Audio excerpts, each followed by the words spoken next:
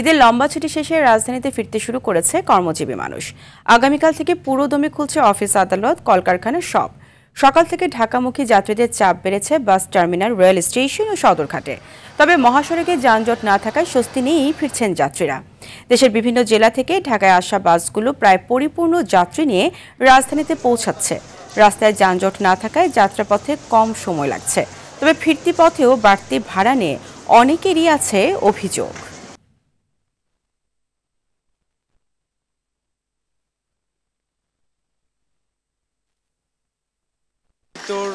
Ticket তো পাই নাই আপনারা, তারপরে ট্রেনের ভিতর অনেক জ্যাম, অনেক এই গরমের ভিতর অনেক লেট।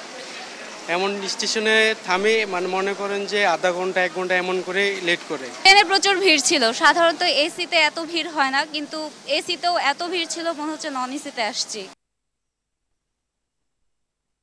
রাজধানীর কমলাপুর রেল স্টেশন থেকে সরাসরি যুক্ত হচ্ছেন সহকর্মী বিপুল দেবরায়। বিপুল, ঘরে ফেরা মানুষদের ভিড় কেমন দেখছেন স্টেশনে? এছাড়া তাদের কোনো অভিযোগ আছে কিনা জানাবেন। ফরিয়া, সকাল থেকে এই পর্যন্ত প্রায় 20টি ট্রেন এসে পৌঁছেছে কমলাপুর রেল স্টেশনে এবং এই কমলাপুর রেল স্টেশনের প্রতিটা ট্রেনে কিন্তু উপচে পড়া ভিড় দেখা গেছে। আমরা সকাল থেকে দেখতেছি যে প্রতিটা ট্রেনে একেবারে যাত্রীদের কোনো তিল পরিমাণ ঠাঁই ছিল না, অর্থাৎ প্রত্যেকটা যাত্রী কিন্তু একেবারে ঠাসাঠাসি করে এসেছিল।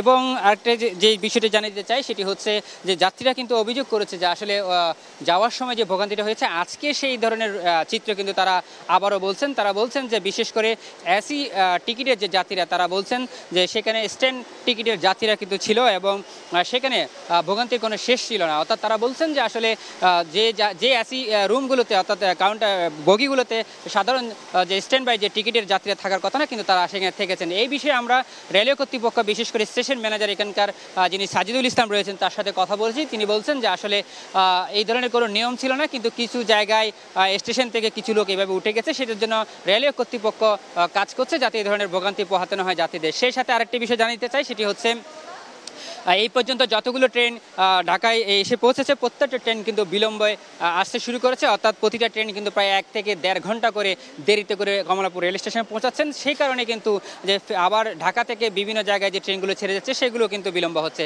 এই ক্ষেত্রে যাত্রীদের একটা ভোগান্তির যে বিষয়টি সেটি কিন্তু একেবারে ফুটে উঠেছে এবং সেই সাথে রেলওয়ের যে দায়িত্বশীল যারা আছেন তারা বলছেন যে আসলে এটি কমানোর জন্য কিন্তু চেষ্টা করা হচ্ছে, কিন্তু আসলে বিভিন্ন স্টেশনে বিভিন্ন যাত্রীদের চাপ থাকার কারণে কিন্তু এই ধরনের বিলম্ব হচ্ছে। এবং বাকি যে ট্রেনগুলো আসবে ঢাকা স্টেশন থেকে লুতে, সেগুলো কিন্তু বিলম্ব হওয়ার সম্ভাবনা আছে বলে তিনি আমাদেরকে এমনটাই জানিয়েছেন। তো ফারিয়া, এই ছিল আমার কাছে সর্বশেষ তথ্য।